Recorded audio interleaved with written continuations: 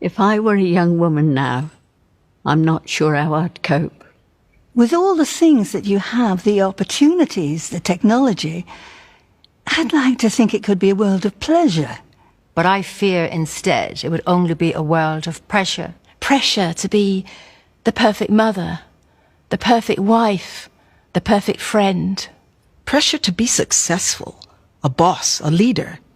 If I had my time again, I wouldn't create a to-do list. I'd create a to-don't-do list. I'd give myself the time to indulge in the things that I now understand are the most important. What I wouldn't give to extend those goodnight kisses instead of moaning about having to get up early in the morning. Oh. What I wouldn't give for an extra second of cuddling my babies before they became too big to hold.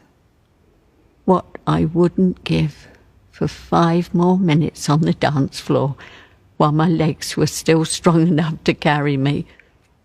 And this isn't about stopping our fight for equality. Mine was a generation who burnt their bras. But we were never in danger of burning out.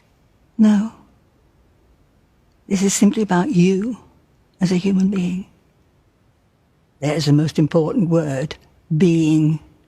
Being lost in the moment. Being at peace with the world. Being kinder to myself. Being kinder to others. Being able to let go and being proud to do so.